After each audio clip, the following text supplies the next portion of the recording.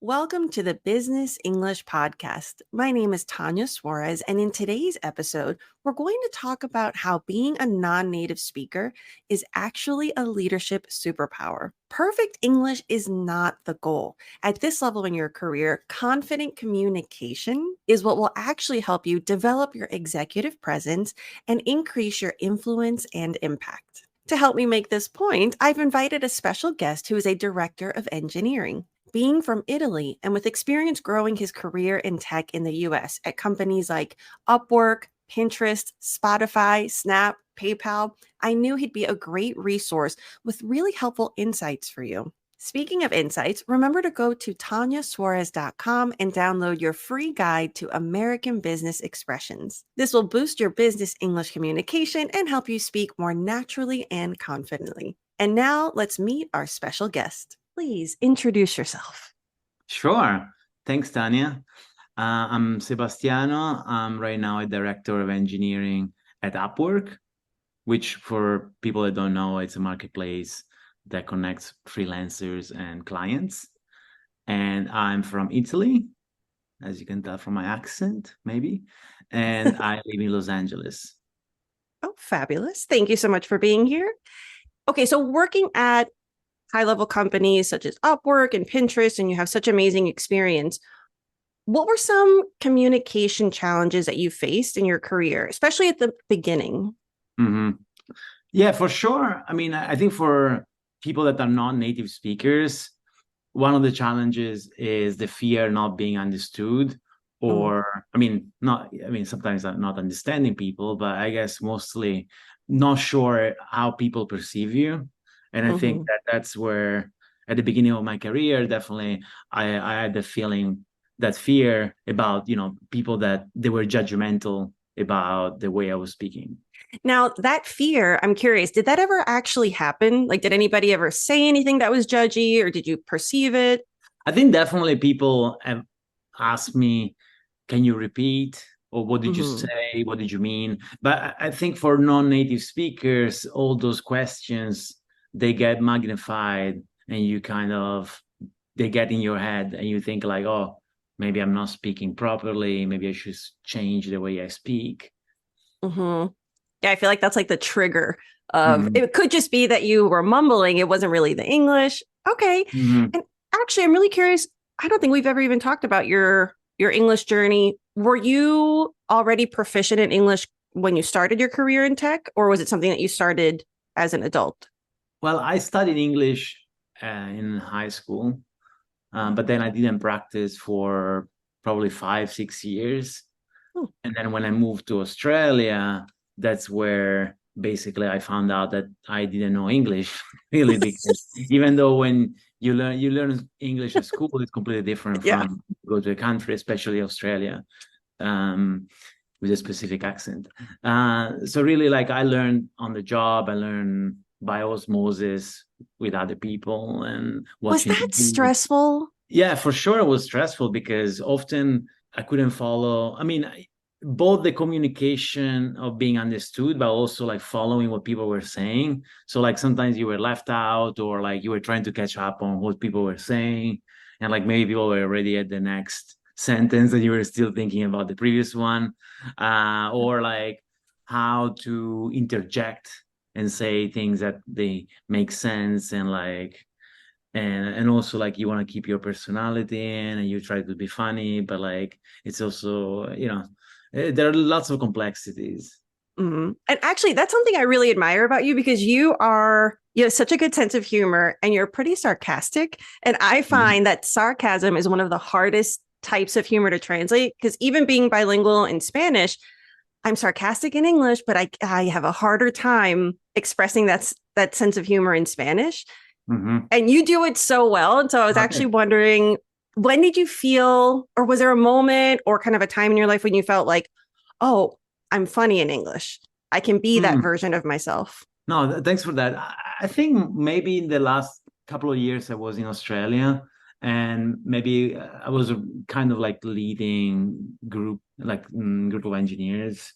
Just the fact that like I was making some jokes and people were laughing about it, I think to me it was like, oh, okay, I'm definitely improving. I'm better than 5 years ago, where I couldn't follow completely what people were saying, or people had to ask me to repeat continuously. That's got to be such a good feeling when you finally feel like, oh, people are laughing. They get me. Yeah, Like they're yeah, yeah, laughing with exactly. me, not at me.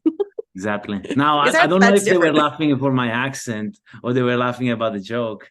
I have to find out, but But you know what? That's also another thing where when you have those moments, I find that you can choose because there's no way to verify that. So you can choose the self conscious route of like, oh, they're laughing at me, like I'm not being funny. Or you can choose, like, maybe I am being funny and just grow your confidence in that hmm area, which I find you tend to be really good at. You tend to choose a path to build on. And I hmm think that's really hard, but really interesting.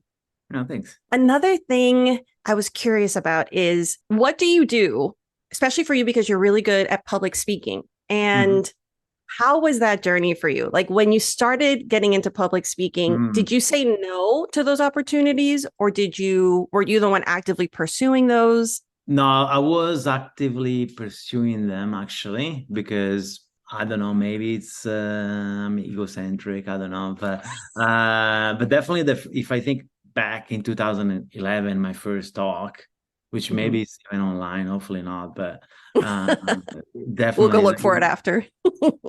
I mean, I would say my level of English wasn't perfect. Not that now it's perfect, but definitely, there were lots of things to polish, even in the way I was presenting. But I think that the silver line is, you have to start somewhere, Mhm. and then you can improve on from that. I think if you keep waiting for being perfect, you will never start. No, because at every level, there's always someone better than you, or you can think of Right. how many ways you can be better. So yeah, to just go for it. And what made you mentioned ego, but I feel like take the motivation however it presents itself, whether it's ego or competitive nature or whatever that is. So for you, how are you able to, because to me it's like very different. There's an ego that holds you back, that Mhm. perfectionism, and then there's an ego that makes you want to challenge yourself. So how do you continuously challenge yourself because you kept going back. You've done some really awesome public speaking at bigger conferences since then. So Yeah. what's your inspiration for yourself? No, good question. I think overall it's mostly about the passion of teaching, the passion of a topic that you really like. Also, I mean, definitely, the ego is one thing, but like jokes aside, it's also like, when you speak in public events, I think you really need to be passionate about explaining concepts to people, and and really wanted to go deep on a topic. I think to me that's a key part when I prepare a talk. Like for me, it's also an opportunity to learn more and just clarify my thoughts. I like it. And what's your process with the excitement or the nervousness? Like, no matter how seasoned a public speaker, everyone feels some adrenaline, whether it's negative or positive. How do you help yourself get in the zone before you go on stage? Yeah, that's all the time. You're definitely not scared, but nervous about the talk. Drinking water, but not too much water. Uh, like slow down with caffeine. Like maybe a coffee is good to spike your attention, but not too much. Mhm. Otherwise, you'll shake. I've made this mistake where I drank too much caffeine and I was literally shaking on Oh, stage, and no. also your voice gets disrupted by that.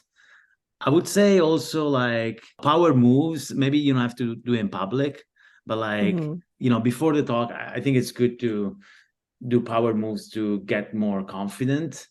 I think other things is like wearing your favorite or like an outfit that you feel confident. I think it's also Mhm. key.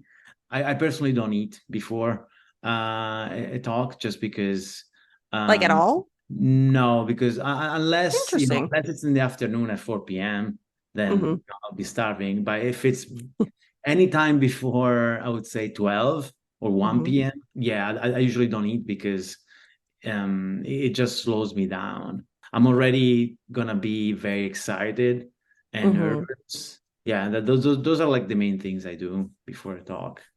What about when you're in the talk? So that's before. Mhm. When you're in it and you realize oh crap, like I'm speaking too fast, or you kind of see, when you can like see that you're losing the audience. Like how do you or how would you advise other people to draw their audience in again or to just kind of refill their confidence halfway through a speech?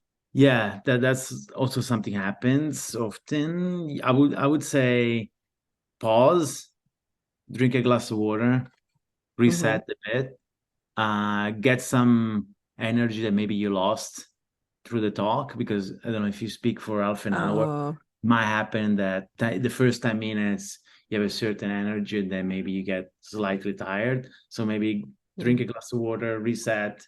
And then I try to use some humor sometimes if I can. I mean, if I have the inspiration, or if otherwise, like, just make sure that your tone of voice stays high, and like, and trying also in some cases to engage the audience, asking questions. So you have to be ready sometimes to go off script or what you prepared on, if you see that your audience is losing attention. I love that. So being flexible, Hmm. being open to kind of changing it up when you need to. Now, what about your own advice to yourself? So later on, we'll talk about advice you have for others in terms of your English development. Because I love that you said you learned English in high school, then kind of forgot about it, and then threw yourself in to this complete English speaking environment. What advice would you give yourself at the beginning of your English journey? Would you do something different? Would you, Yeah, I I don't would know. definitely be uh, mm, less worried about. I would do actually two advices. First, don't be too worried of sounding like a native speaker, Mm-hmm, and maybe getting being understood as your main priority. And then second, sound like a native speaker, because I think you might be, because I think the main priority when you learn a language is just to be understood, not to sound like a native. And mm-hmm, then second, I think just not be worried about speaking up. I mean, looking back now, I interact with so many non-native speakers, mm-hmm. and there's like billions of people that don't speak English natively, and they do speak English. So you're not alone. So don't be afraid in speaking English, even if you're not native. Okay, I love that you said that because the speaking up part, especially in meetings, I find that if you can just get yourself to speak up early on in the meeting, you kind of break through. Is there a tip that you would have for other people of something easy they can do to speak up in the meeting or something that you find that you do that helps you just loosen up so you can participate? Yeah, a couple of things are at the beginning of meetings in a work environment, there are like some chit chat usually happens. So Mm-hmm. maybe like interjecting in those chit chat helps, because those are like usually casual discussions on what you did over the weekend, what you did yesterday, which movie you watched, the movies, that kind of stuff, which are like pretty, easy. And then second, often, like, when you are in a virtual meeting nowadays, you have functionality like raise hands. So Mm-hmm. sometimes those are very helpful in, I guess, Hmm. having you prepare what to say in some ways, but also like not be worried about interjecting when people are speaking, because often, like, that's the other problem, is that when you have native speakers speaking among each other, like, they're very fast in like going back and forth. And as Mm-hmm. a non-native speaker, like interjecting those, half a second, it sometimes can be challenging. So if you raise your hand, it's just easier. Oh, I like that. So using the virtual tools to kind of Mhm. ease If into it. if you're in a virtual setting. And with the small talk, I find that even native speakers, typically people will say they hate it. But I find it's such an, like you said, it's such an easy way. Everybody talks about the same stuff, the weather, where Right. you are, what you did on the Right. weekend, what movie you watched. So just prep it Exactly. before. Exactly. You can even prep. Yeah. True. Yeah. And just like unlock the voice. And I find even participating can be really challenging. But as a non native speaker, asking questions is a Mm, nice way to kind of step true. into that confidence so you don't feel the Yeah, pressure of answering, but you seem really engaged. true. Well, moving on to remote communication, which Mhm. ties into the virtual communication. So you work in tech, it's multilingual, multinational. It's just an amazingly diverse, whether it's time zones or countries, everything. So when it comes to communicating in such a big way, What are some strategies that you use to ensure that your team stay aligned? Especially nowadays, since COVID, lots of people are remote. And actually, my current job at Upwork, I have in my organization people from probably over 15 countries: Europe, Asia, South America, North America. So that becomes really relevant. Strategies I use is really using both written and oral communication as Mm, channel for communicating. And what I mean for that is that if you have a meeting, sharing an agenda before, and maybe often you share a doc where I people love get that. questions. So Mhm. you can have also like people that they are more shy, also they are not great at oral communication to write down their questions. That helps. I think the second part is asynchronous versus synchronous communication. So I would say that use both the channels, and they're both important, but especially for people that are non-native speakers or they're still beginners, I think it's Mhm. important to use asynchronous communication because they might think over what you write. And sometimes, even after you have asynchronous communication with them, just reiterate on what you said or making sure that they understood the point, because you might assume sometimes that they completely understood what you said, or like, and you have to Mhm. reiterate on the message. Yeah, and then I think the third thing is during meetings, making sure sometimes call out some people that they're silent, to Oh, make sure that they want to speak out. Not in an invasive way, but like okay. just as a checkpoint to make sure that there is anything that they want to add to the conversation. I love This that. like I don't do that all the time, but if it's a meeting that I want to make sure that everyone gets heard. Okay, I love that because I feel like all of those inclusive techniques that you mentioned, they're so good for language sensitivities, especially I love that because in a multicultural industry like technology, to give people the chance. Do you find that that helps your team contribute more? Because I find that the quiet Mm, people or the shy people, they have great ideas, but where an extrovert will thrive and participate, they might hold back. So do you find that this helps with the yes, totally. creativity? Yeah, and that connects to the D&I, diversity and inclusion topics. I think the more Mhm. you have diverse voices, the better outcome you have. And I think as a leader, you need to make sure that you include those diverse voices. So I think that's where the two ideas of D&I are complementary. And the more diverse ideas you have, I think the more, it's not just me saying it, but like there are lots of Mhm. studies saying that you get to better solutions, better Mhm. products for your customers. I work in tech, and like already thinking about the fact that like a consumer product is used by millions of people, and there are like so many different people. And Yeah. if you're able to replicate in your company in the set of employees that you have, the set of diversity that use your app or your product, it creates like a similar effect in understanding how the product gets used and how you can improve the product. Oh, I love that. A great way to get more English speaking practice is to start your own podcast. Spotify for Podcasters makes it so easy to record, edit, and distribute your podcast right from your phone or computer. So, no matter what your setup is like, or how much experience you have or don't have, you can start creating today. Not only is it simple, it's totally free. I decided to start my podcast with Spotify, and it's helped me reach hundreds of thousands of people.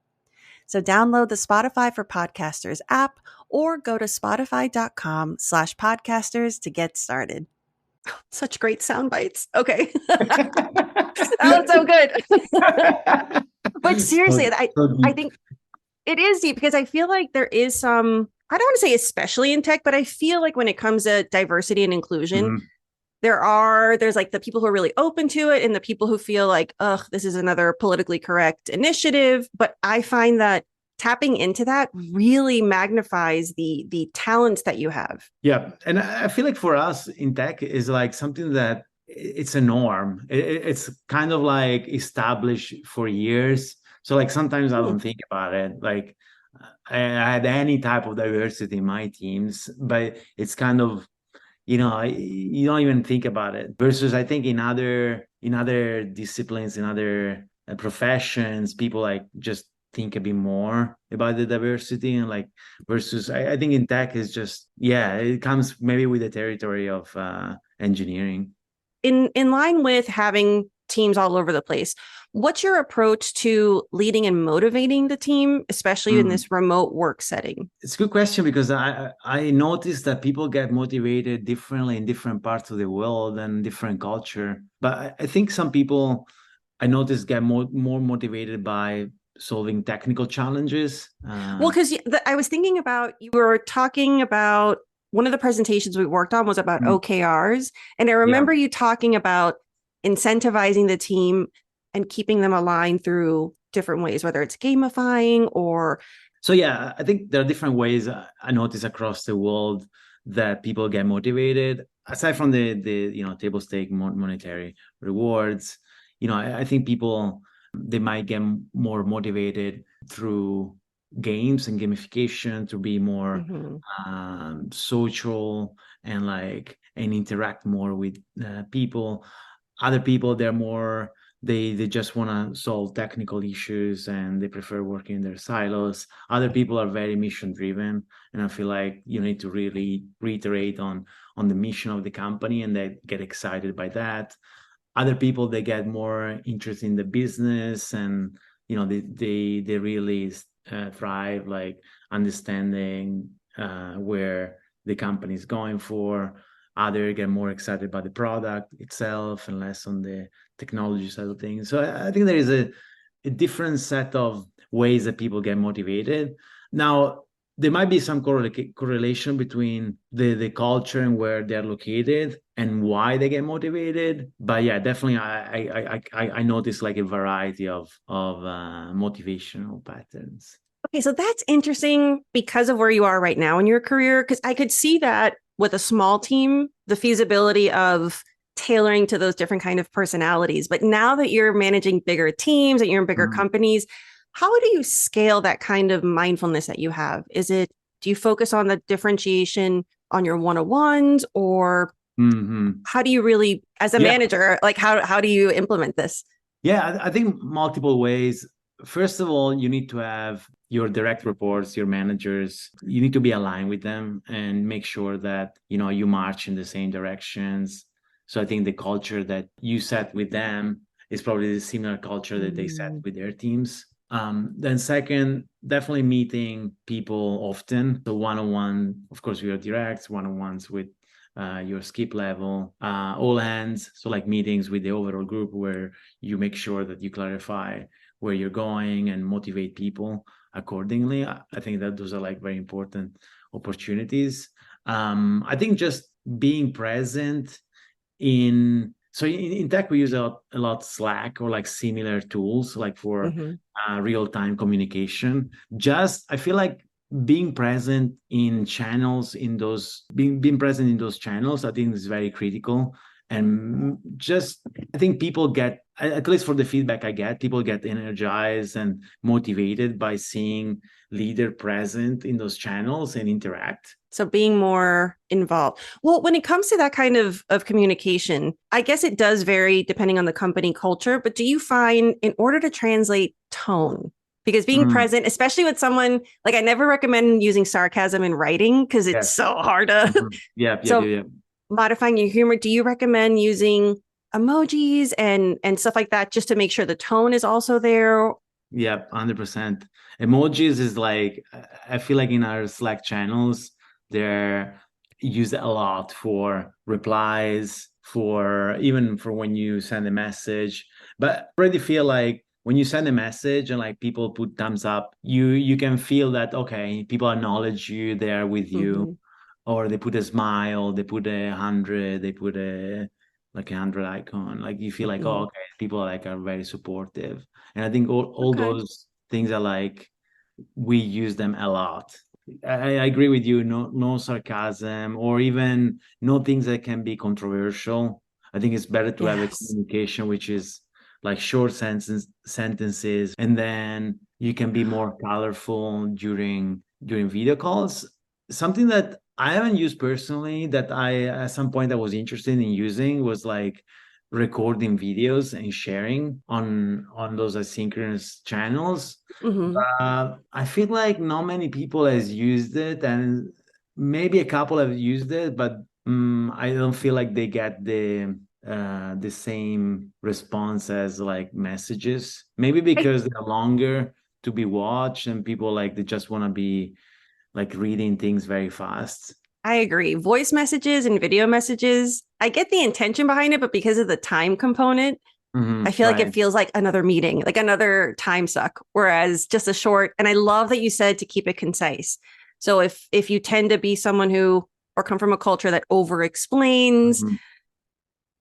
say it Oh, in one or yes. two sentences for that kind of medium, and it's so much more helpful. Yes, yes. Also, something Mhm. I always recommend, and I think you might agree, never text, email, or Slack anything that you wouldn't want printed and shown to everyone in the company. Totally. Exactly right. Because it often happens that I get screenshot of other people's messages from anyone at the company that, you might have one report that says something controversial, and you get someone else screenshotting and sending to you, and they might do the same for what you say. So always be very yeah, as you said, concise and If you wouldn't want the CEO to read it, do exactly. not type it.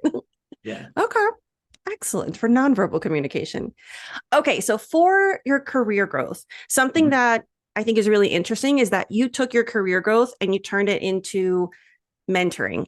And something Mm. that you do outside of work, which I think is Yeah. fascinating, is your mentoring and your consulting. So, what inspired you to help other engineering leaders develop their leadership and management skills? Yeah, I think it all comes with helping other people and supporting other people, which is at the core of management. I feel like when you get into management, the reason why I think you do this job is to empower other people, supporting other people. So I think mentoring is another facet of that, where you might have people that they don't report to you, but they might be people that they're growing their career, or their peers. They basically need someone that they want to hear experiences from someone that has been there or has seen certain things. It's important to have an open mindset where you really want to help people, share your knowledge, but also it's an opportunity for you to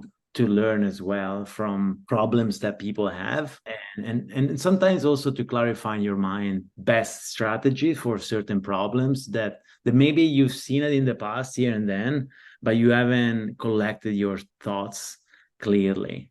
Oh, interesting. And what about, because I find that your experience as a non native speaker and having gone through what you've been through gives you a really good edge and a really good sense of empathy. Do you find Mhm. that that Mm. helps you help others even better? True. Yeah, totally. I think empathy is key to make sure that, I think you're a good leader, you're a good manager, you enjoy like mentoring.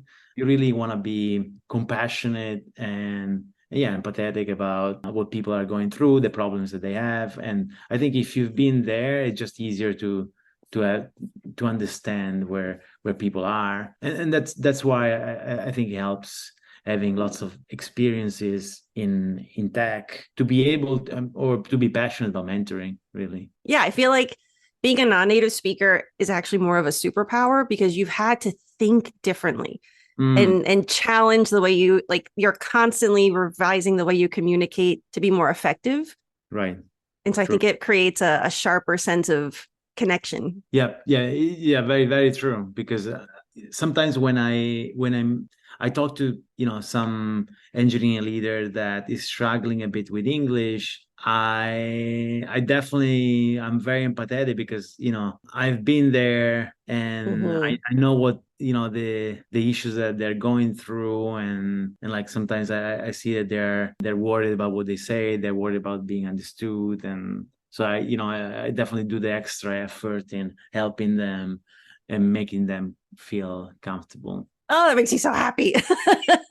Because that's such a big deal in that I find that if you don't have that sensitivity, when you hear someone have that hesitation, you might doubt their expertise. Right. But Exactly. from this perspective of you know that they know, It's just they are struggling with letting themselves express it.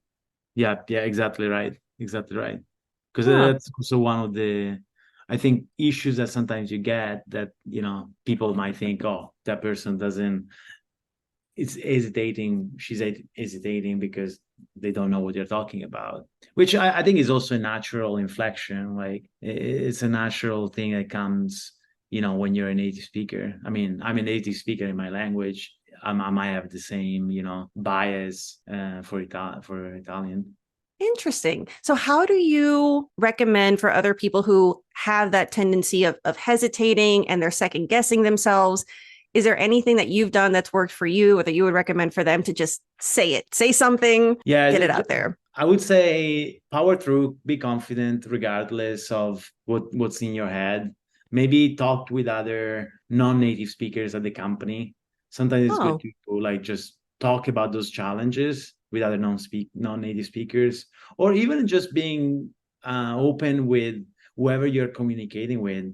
Like say, hey, I think it's a good technique to, even when you are in a forum one-on-one with someone, or even in larger meeting, to say, oh, by the way, if anyone doesn't understand my accent, feel free to ask as a humor, but like not like in a soft way. I because think it it, takes the pressure off. If you yeah, just say it, you know everyone's aware of it. And I feel like even though it's an obvious thing, I know what exactly. you like. It's empowering to just take ownership of it and be like, well, English is my third language. So then you Yeah, kind of like exactly. promote yourself. Exactly. Don't be afraid to ask me if I know my accent is difficult to understand. Phrases like that, I think they're usually well perceived, and they make you also more confident. I will say the one thing I recommend for that particular technique is to say those moments of humor slowly and with a smile. Mm, Because if you're right, nervous and you mumble it and you look serious, I don't think the audience will feel comfortable kind of right, laughing true. with you. So you That's want to make true. sure you bring them in and you give permission for that kind of, because everyone's trying to be respectful. So if it is a humor tactic, Very true. slow down. Very true. And it has to be like said, as a humor thing. If you're not saying it with a smile, definitely it can be perceived in the other direction for sure. Exactly. It can build confidence if said slowly and clearly, or it can make you look completely Mm, shy and not the kind of person the company wants to step in front of an audience. true. Yeah. Okay. Well, that's great that you have all that experience that you're sharing with others. And I know you mentor startups as well as individual engineering leaders. What about with the coaching that you've received? How do you feel that since you have both the experience of coaching and being coached, Yeah. how has that helped you elevate your communication? Oh, absolutely. It's been key in my development in communicating better overall. I think a few things are confidence. I think it definitely helps you with making sure that you really own your accent and you really embrace sometimes the fact that, like, you're not going to speak like a native speaker, but you're still well understood. And the things that you're saying, they're very valuable. I think that's a very important thing. I think the second is help on pronunciation of some words that you Mm. often say, because in a language there are millions of words, but like the words that you say in a word setting, they're often similar, or there are lots of words that you repeat. And I think it's very key that you say those words very well. It just changes sometimes the perception of what you say. And I think definitely coaching helped me with that. And I think it's also like good to have someone to bounce off ideas, and someone that can, as a third party, advise you on any career direction you want to take, or Mm. any presentation that you might have, any interview that you might have. And having someone that very knowledgeable and can give you those insights, I think is incredible. Because I find that having received coaching myself as well, the things that you so clearly see for others, Hmm. sometimes you're like not as clear for yourself or you're still holding back. And just to have, like you said, that third party, that other voice of just kind of shake you into the version of yourself that's confident and is there Yeah. can be so helpful. Yep. And also coach like probably talks with lots of people like Yeah. yourself. Yeah. Hmm. So like, you get experience from so many people. So it's beneficial for you to basically get a condensed version of what other people say, and you just get a like those advice that on your own you wouldn't be able to get. Hmm. Well said. Okay, so last but not least, okay, so Yep. in your experience, what are the most important communication skills for an engineering leader in tech? Okay, I think there are a few key skills. Well, clear communicator in the sense of being able to explain well concepts upwards and downwards. I think that's key because you need to be able to represent your group to your managers, but also you need to communicate really well downwards with your directs, with your skip level, with your team, and then also like you need to be able to communicate with other stakeholders and peers very well. Mhm. I think But that's to number pause you one. there, how do you recommend practicing that? I definitely write down at least, it's not you have to memorize what you say, but like I think Hmm. having bullet points at the minimum of what you're gonna say, I think is key. If you have a presentation, I think it's also good to have a script that maybe you Hmm. just read a couple of times. And you probably, when you present, you won't say exactly what you say in the script, but it just super, super helpful for you to like have the mental model of the different steps of the things that you need to say. If it is a casual conversation, because when we speak as a leaders, it's not always a presentation. You have also speak like in one-on-one settings or Over I think coffee in the yeah, office. exactly. So I think definitely being relaxed, being transparent on what you're saying, like I think that definitely really helps in being natural. When you talk one-on-one, it's good sometimes to prepare, look at your calendar and look at the meetings that you have and thinking about, okay, this person roughly, those are the topics we're going to talk about. Maybe you can write down bullet points again. So that's some preparation I do, like usually the day before or even at the beginning of the week. I know like all the meetings they have, so like I prepare roughly in my head what are the things I need to say, or we need to talk about. I think just makes you a bit more direct and be more comfortable, confident about the topics that you're going to discuss.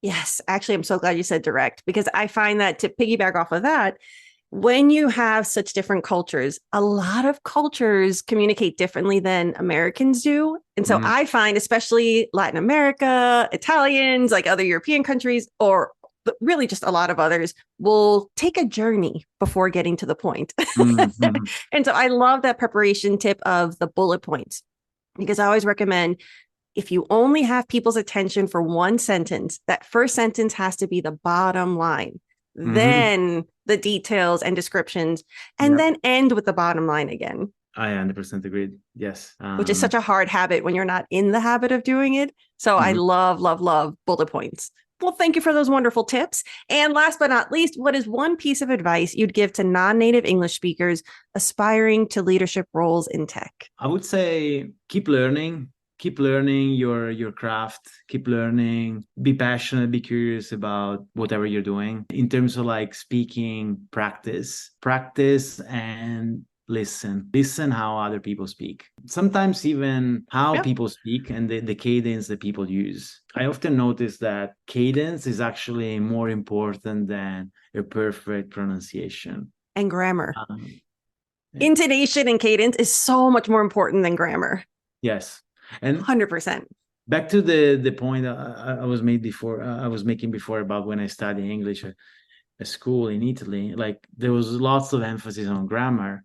So Mm-hmm. like actually my grammar, I noticed in some cases was even better than native speaker when I moved to Australia. But then like my English was, of course, 1,000 words, because it doesn't really matter if you know that, there are like five tenses. And I think the intonation and the cadence is just more important because people need to follow you. And if you make a grammar mistake, I make grammar mistakes in Italian. Like, who cares?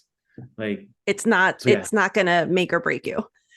Yeah, exactly. As long as, if you don't, if you keep making grammar mistakes, then people like they might get a different perception. But I find that confidence and confident intonation will always, I find it to be a mistake eraser. Like you said, of course, like huge mistakes made over and over again. Yeah, that might reflect poorly. But in general, American communication, we tend to speak in fragments.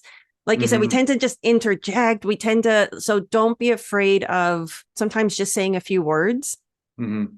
and being included in the moment. So that, like you said before, where the conversation passes you by and you're still trying to think about what you wanted to say about the first point, to just jump Exactly. in. Exactly. Don't be a perfectionist and wanted to know exactly each words, especially at the beginning. Like I Yes. remember, I want to know all the different words that people said, but like, I mean, It's even now, exhausting.